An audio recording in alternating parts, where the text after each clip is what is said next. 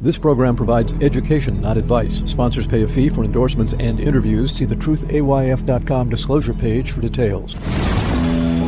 This is where technology, innovation, and personal finance come together. This is The Truth About Your Future with Rick Edelman. Brought to you by Global X ETFs, dedicated to providing investors with unexplored intelligent solutions, and by Invesco QQQ. Anyone can become an agent of innovation with Invesco QQQ. Invesco Distributors, Inc. It's Tuesday, August 1st. I did a show on the fact that crypto is a terrible name. If you missed that show, the link is in the show notes.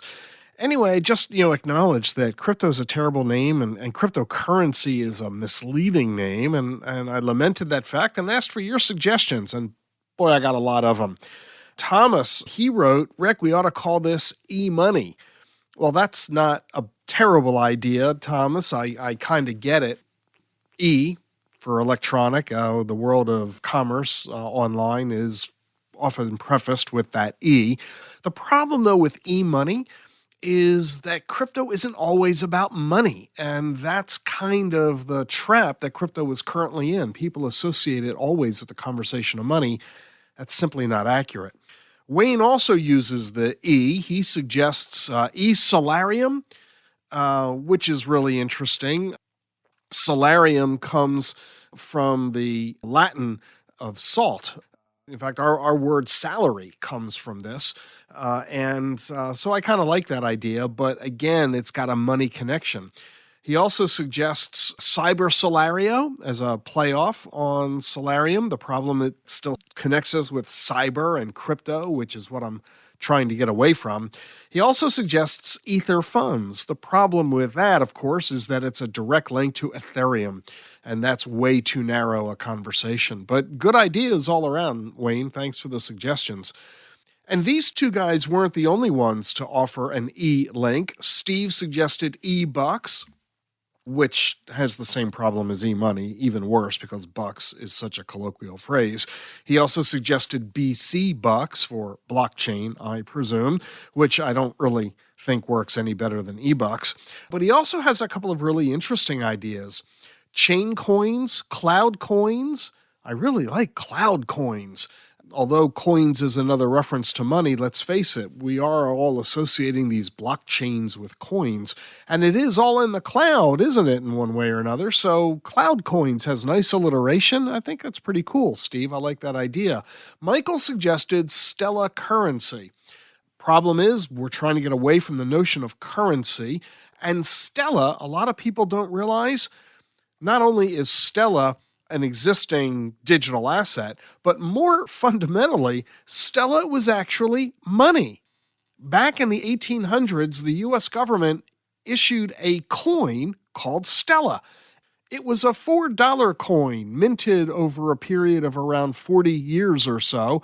Coin collectors love to collect Stellas. So, Michael, you're onto something. Unfortunately, the U.S. government beat you to it by about 150 years.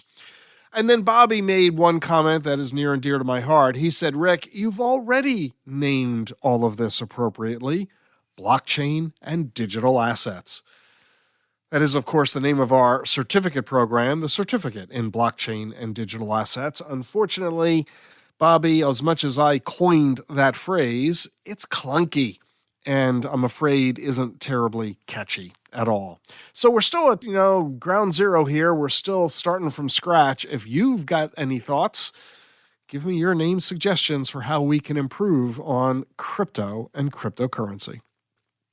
Hey, I'm really excited to tell you as well that a new listing of the 17 best personal finance books to read has just been published, and included on this list of the 17, The Truth About Your Future, which is my next to most recent New York Times bestseller.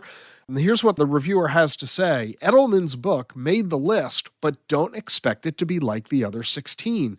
Edelman tackles many ideas and issues, starting with technology and how it will affect our future retirement regarding age, income, and health.